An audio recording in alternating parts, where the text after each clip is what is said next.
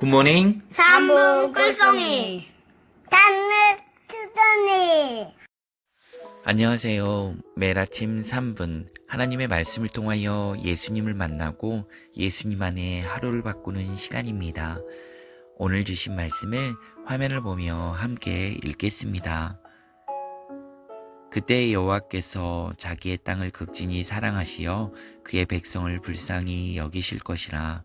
요엘 2장 18절 말씀. 아멘. 오늘 말씀은 이제 모든 백성이 함께 모여 죄에서 돌이켜 다시금 여호와 하나님을 바라볼 때 하나님께서는 은혜를 베풀어 주신다라고 말씀합니다. 그래서 그때 바로 다시금 마음을 찢고 자복하는 마음으로 주님께 돌아올 그때 하나님께서 주신 땅을 극진히 사랑하시어 그의 백성을 불쌍히 여기시어 회복시켜 주신다라고 말씀하고 있는 것입니다. 이런 하나님이 이 천지 우주 만물에 어디서 찾을 수 있을까요?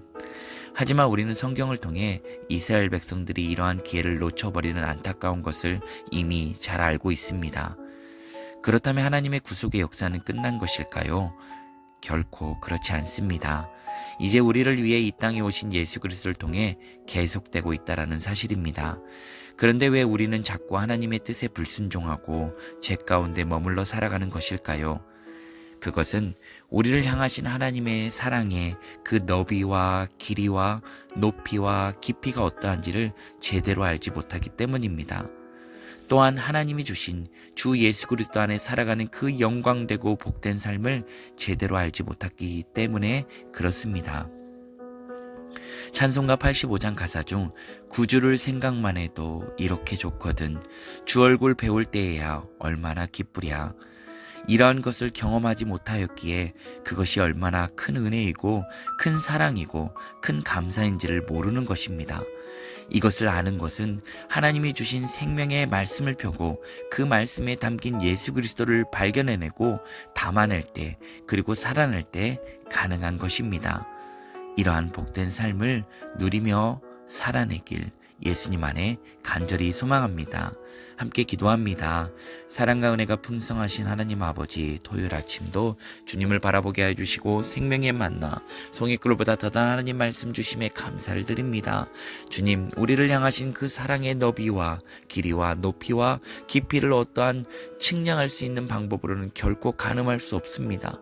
그런데 이러한 하나님의 크신 은혜와 사랑을 알지 못하여 주님의 뜻을 거스르고 죄 가운데 살아갈 때가 많았음을 이 시간 회개합니다. 용서하여 주시옵소서.